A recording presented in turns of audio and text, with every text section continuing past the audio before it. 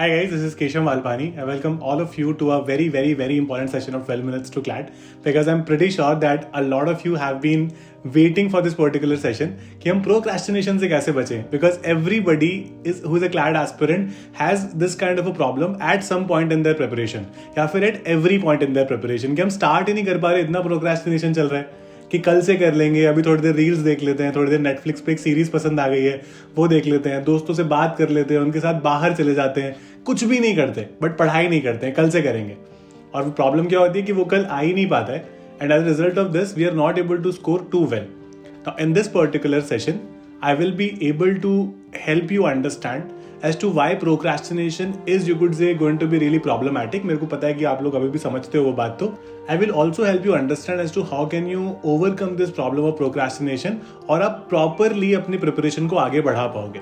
देखो जनरली क्या होता है when you are starting your preparation for any exam, जैसे अभी CLAT के एग्जाम्पल लेते हैं, तो जो स्टार्टिंग फेज होता है ना उसका वो सबके लिए डिफिकल्ट होता है। चाहे वो आप 2 महीने की प्रिपरेशन करो, चाहे वो आप 6 महीने की, 8 महीने की, 10 महीने की, वो आपके लिए स्टार्टिंग के 1 से 2 महीने हमेशा डिफिकल्ट ही रहेंगे।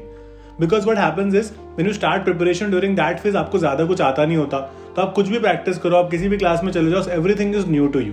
आप कोई सेक्शनल टेस्ट उठा लो, कोई मॉक टेस्ट उठा लो, आपके नंबर कम ही आएंगे। And as a result, what happens is because we have that fear of failure, whenever we do something, we don't want to do that because that is outside our comfort zone. है ना, हमें पता है अंदर ही अंदर कि यार वो फेलियर की फीलिंग अच्छी नहीं आएगी, हमें ऐसा लगेगा कि हमें कुछ आता ही नहीं है।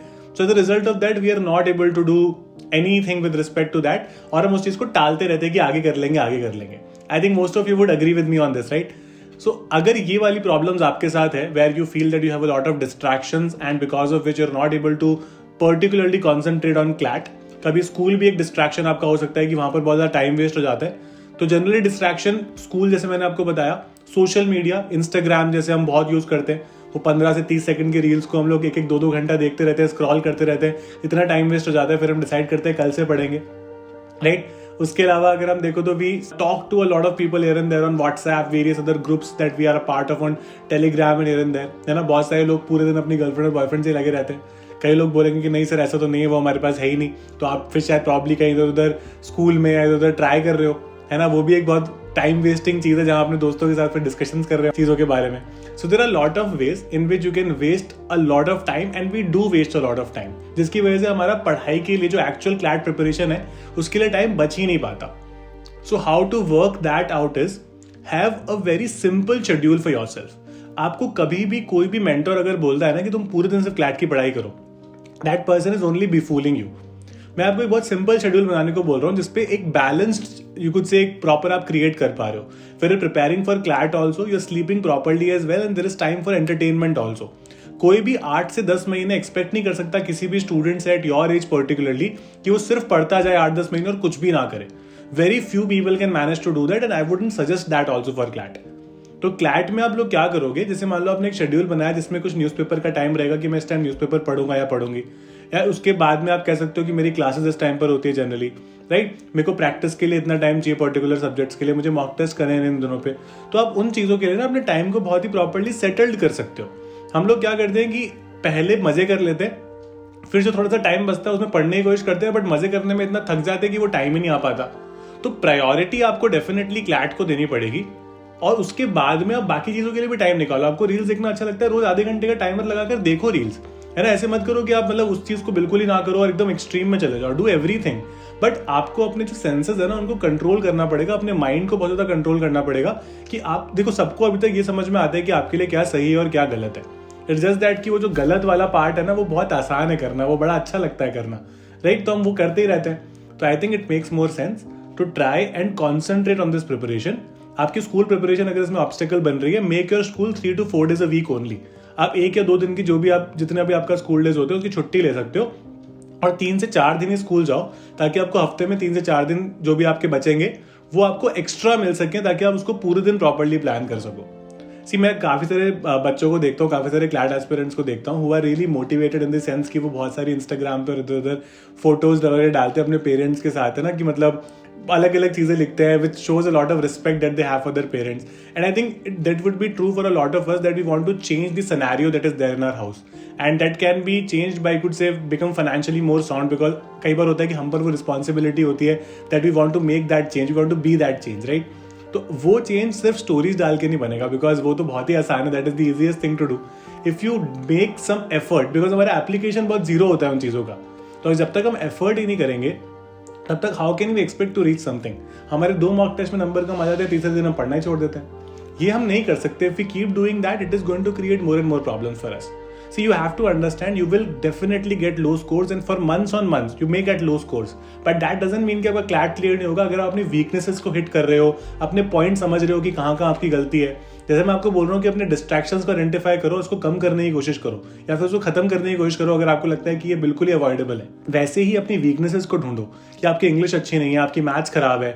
अब जैसे क्लैट जैसे एग्जाम में इंग्लिश अच्छी होना बहुत इंपॉर्टेंट है, बट अब इंग्लिश अच्छी नहीं है तो उसका मतलब थोड़ी कि एग्जाम क्लियर ही नहीं कर पाएंगे. उसको हम अच्छा करेंगे, हम न्यूज़पेपर्स पढ़ेंगे प्रॉपर्ली, ज़्यादा क्वेश्चन सॉल्व करेंगे.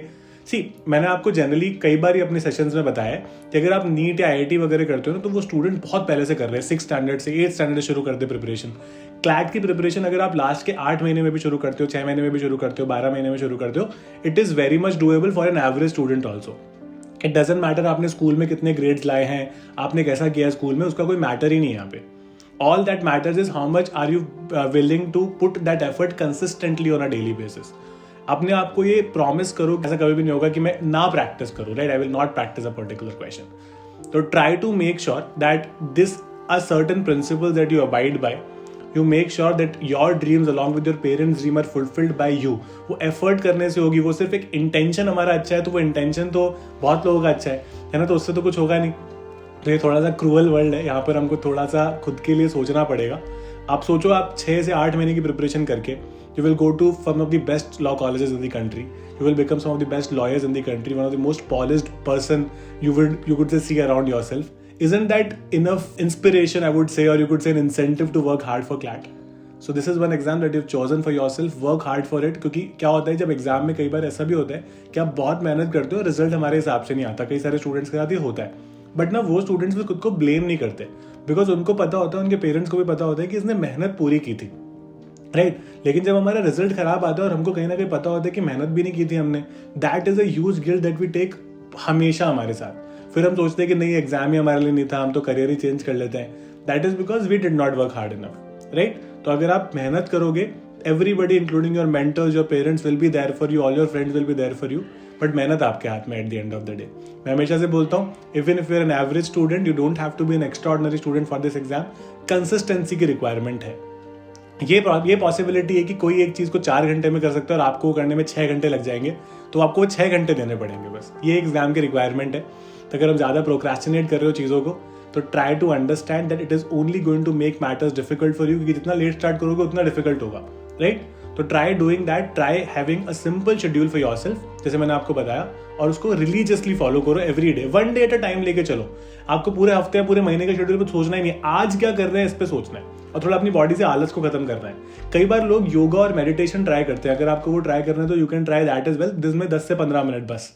And also if you want to do a lot of mock test, मैंने अभी नई एक मॉक टेस्ट सीरीज रिलीज की है आपके लिए at a very reasonable cost also. It's an offline mock test series available at 12minutes2clat.com. आपको link description में मिल जाएगा. You will get 15 test, 15 answer keys and 15 OMR sheets delivered at your house. ठीक है, तो आप ऑर्डर कर सकते हो उसको. You can in fact use the code Malpani and get 10% off. मैं आपको एक फ्री पर्सनल मेंटोरशिप सेशन भी दूंगा उसमें, जहां पर मैं आपसे डिस्कस करूंगा कि आप ये प्रोक्रेस्टिनेशन को कैसे हटाएं. Also I think you would know that I have been teaching on Unacademy, तो मैं वहां पर भी आपसे डिस्कशंस करूंगा about important topics and how to you could say deal with current affairs and legal reasoning. I will also discuss a lot of new topics with you on a daily basis. ठीक है, तो वहां पर भी आप subscription ले सकते हो, उसका भी लिंक मैंने डिस्क्रिप्शन में लगा दिया है. You can again use the code Malpani, you will get 10% off there as well. That is about the session from my side. If you like my sessions, please subscribe to this channel, press the bell icon and keep smiling like you are right now.